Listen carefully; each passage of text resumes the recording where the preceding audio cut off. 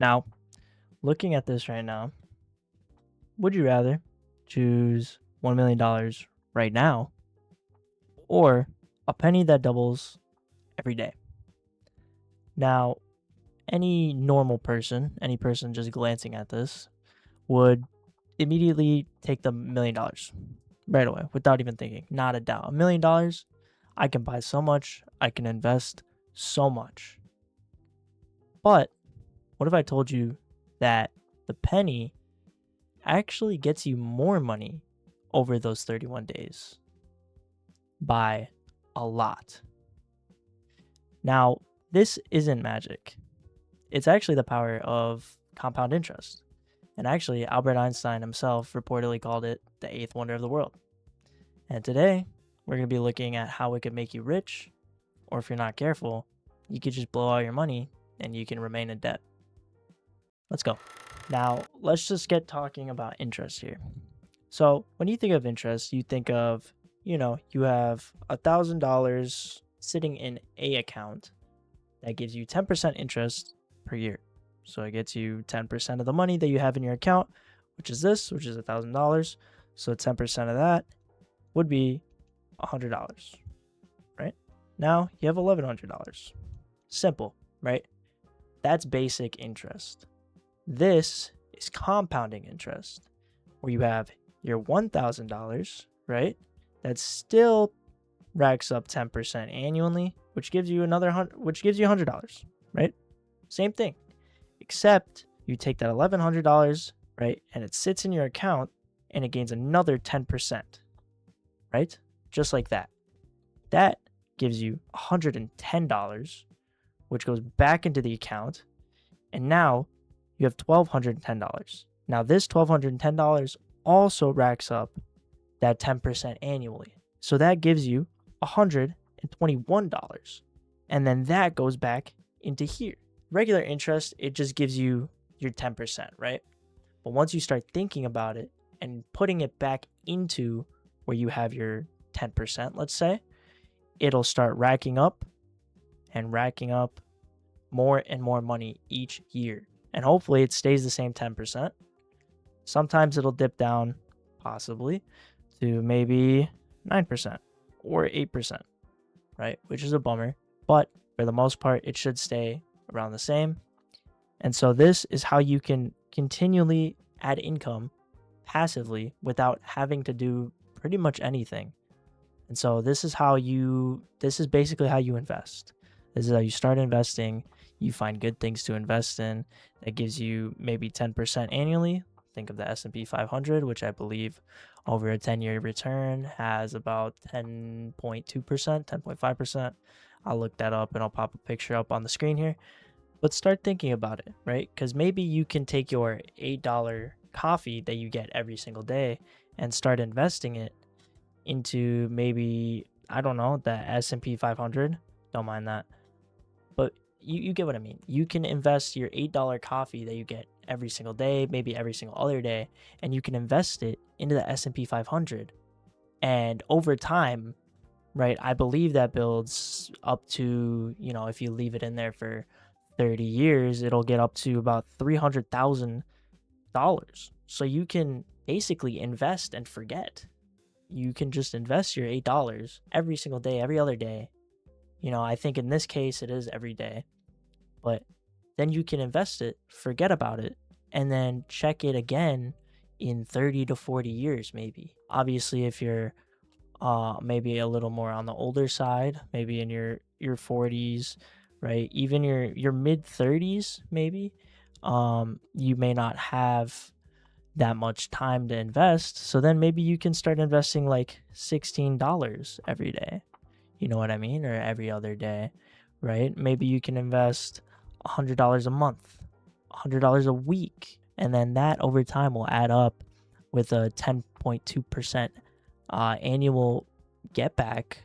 And I believe the 10-year is about 12%, maybe it's around the same, but you can add up all this money and it'll get you 400,000. It can get you 600,000. It's all dependent on where you start at and how much you invest in.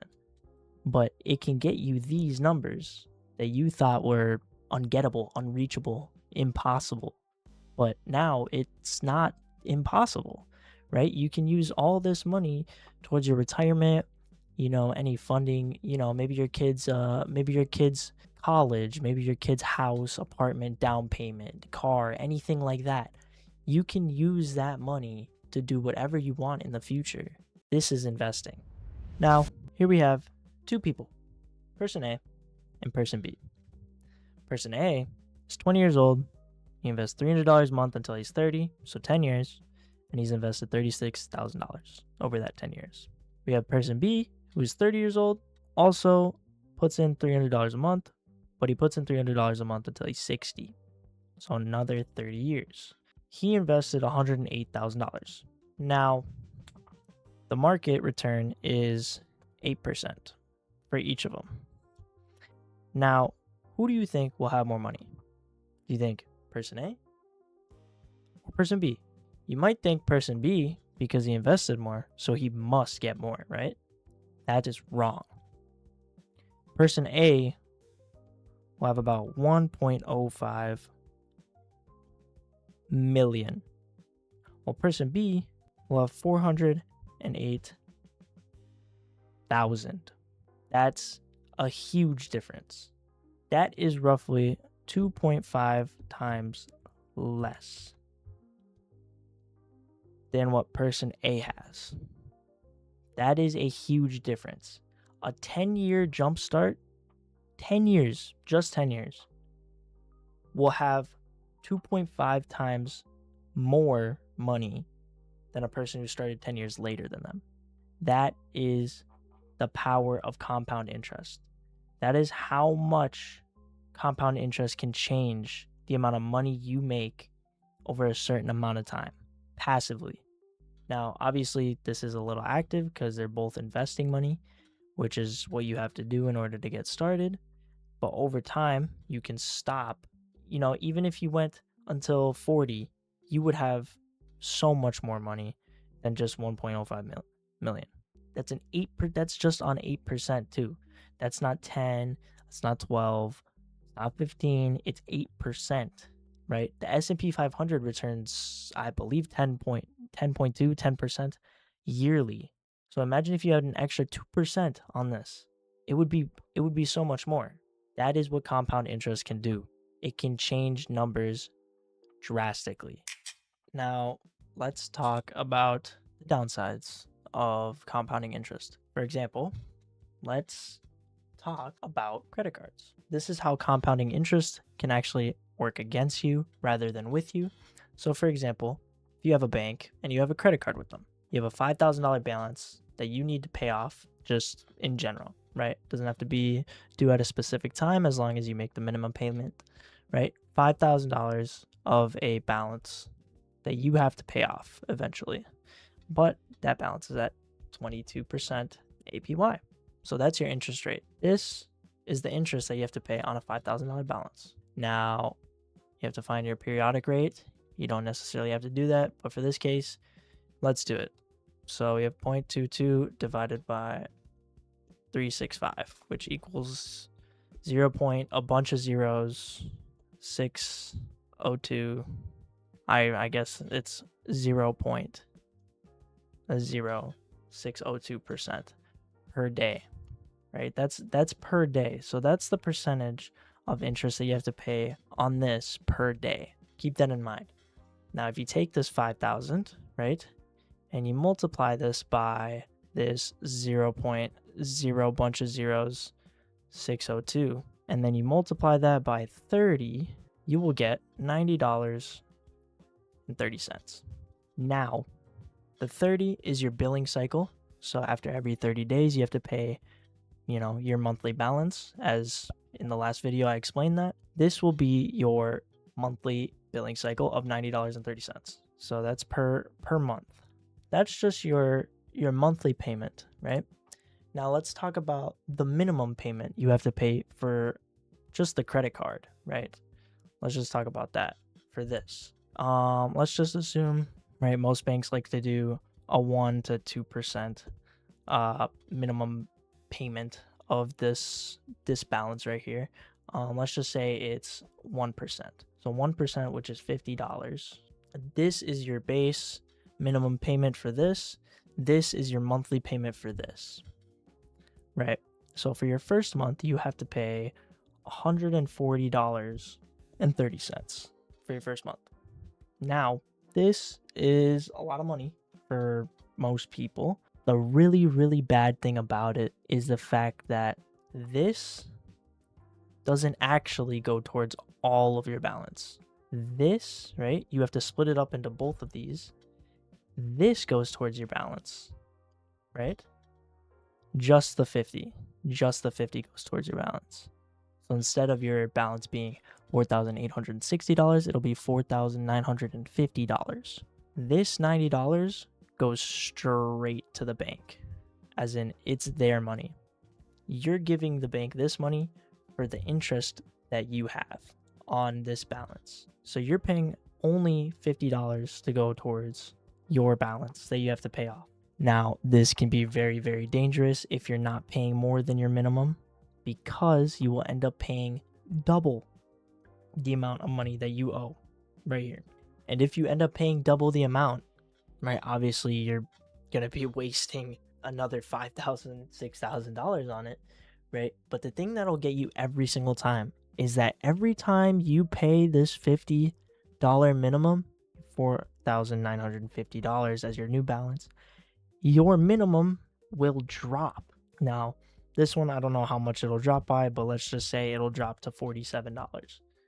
That right here, your APY stays the same, right? So you have to add on the $90.30, right? So you'll get $137.30 that you have to pay towards that $5,000 fee right there, that $5,000 balance. That $47 will go towards this. Drop it down to 4,917. Is that right? Yes. Or no, 4,903. Excuse me. And then your monthly balance will drop even more, or your minimum payment will drop even more.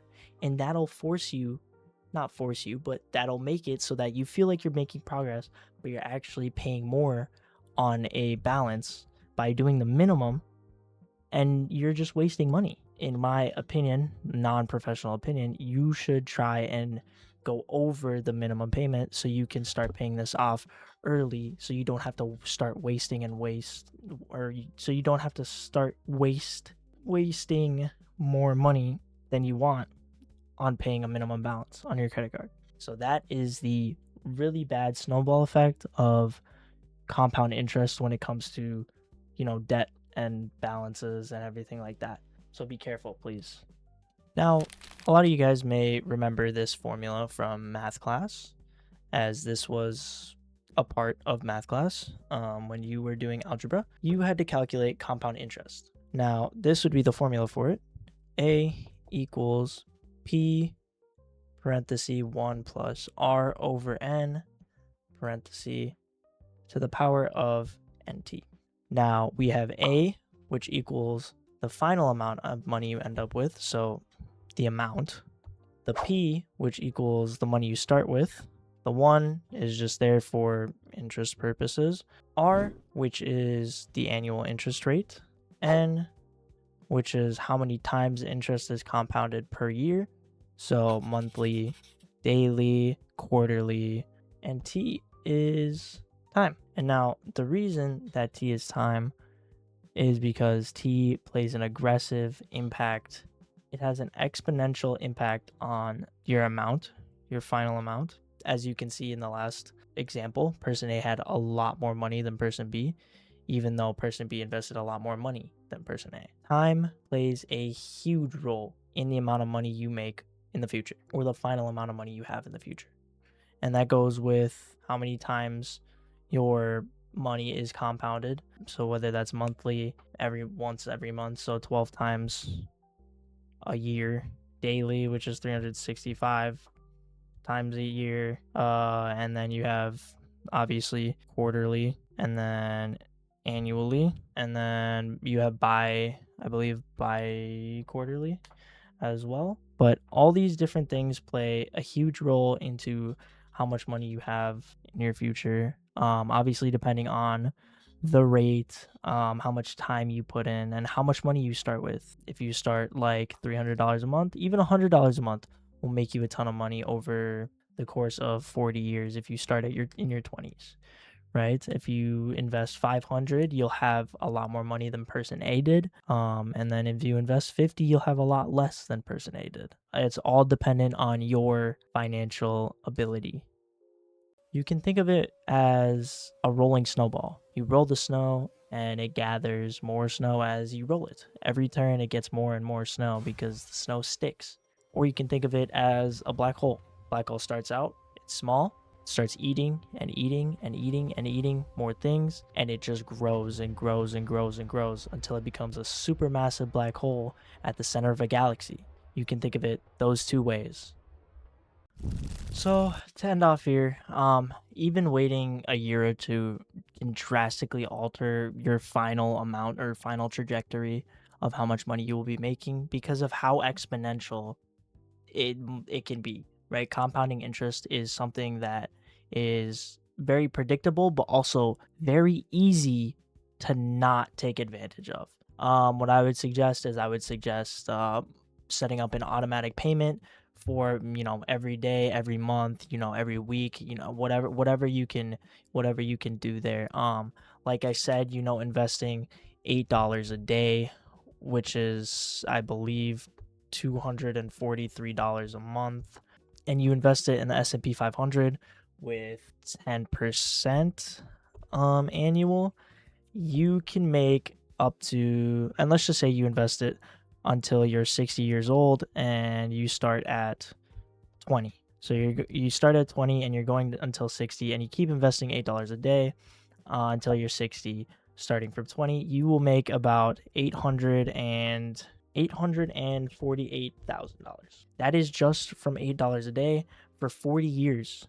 40 years can make you $848,000 just from $8 a day. That's one coffee. That is one coffee. Not even. You could buy, literally you could buy one thing of groceries with it. You could buy a snack, you could buy pop, you could buy literally anything, cheese, butter, milk, sour cream. Like, this can make you retirement money by the time you're 60, by the time you're 50, right? You could double this and you can make more just over the course of 40 years. Anyways, I would automate something, like I said, daily, monthly, weekly, anything like that. I would also learn the rule of 72, which is basically you divide 72 by your interest rate, and that'll tell you how many years it will take to double your money. So for example, if you take 72 and then divide it by 9, you will need 8 years to double your money, right? So yes, please, do something like this. Get started early so you don't have to worry about working in your, your late 50s, early 60s, even your 70s, because some people have to work that late. Please invest. It's a very, very great thing to do, but don't ask for me to advise. I'm just here to show you the general stuff so you can actually learn about it, and then you can go to a professional to seek help with anything like that. But yes, please do invest. It's a very big thing, very good thing. Don't forget the rule of 72. It'll help you out tremendously. But yes, if you like the video, subscribe, like the video, share with a friend to let them know that they can make this money passively if they start early. And just let me know if you are investing currently, what age did you start investing, and then when did you learn about compound interest. But yeah, that's gonna be it for today's video. Hope you enjoyed it. If you did, subscribe, like the video, and I'll see you on the next one. See ya.